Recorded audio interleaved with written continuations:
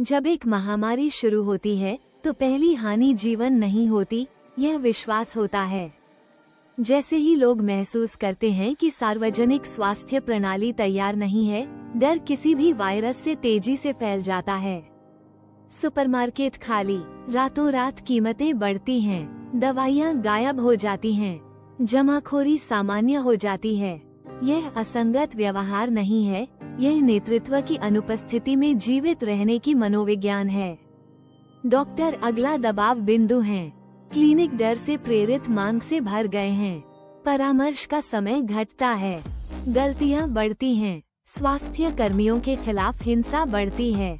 पिछले प्रकोपों के दौरान मरीजों ने डॉक्टरों को एंटीवायरल और परीक्षणों के लिए धमकी दी, जिससे चिकित्सा एक सेवा के बजाय एक युद्धभूमि बन गई।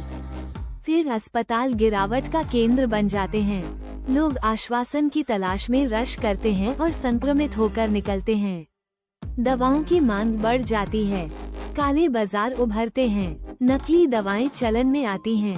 राजनीतिक दबाव के तहत फार्मास्यूटिकल उत्पाद जल्दी जारी किए जाते हैं, अक्सर सुरक्षा डेटा के पूर्ण होने से पहले। जब नुकसान होता है तो विश्वास स्थायी रूप से टूट जाता है।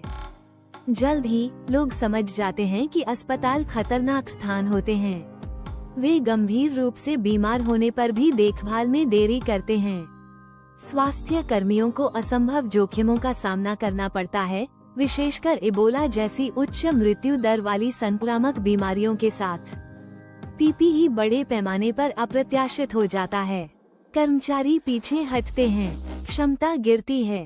इस बीच अस्पताल चुपचाप सुपरबग्स को जन्म देते हैं। दवा प्रतिरोधी बैक्टीरिया और फंगस हर साल पहले से ही लाखों लोगों की जान लेते हैं। महामारी के तनाव के तहत प्रतिरोध तेज होता है। अगले दशक तक कई सामान्य संक्रमण उपचार के प्रति प्रतिक्रिया नहीं देंगे। अस्पताल अचानक बंद नहीं होंगे, वे चुपचाप खाली होंगे, न तो बीमारी के गायब होने के कारण, बल्कि इसलिए कि डर जीत गया। ये भविष्य अनिवार्य नहीं है, लेकिन जब रोकथाम की अनदेखी की जाती है तो यह अनिवार्य हो जाता है।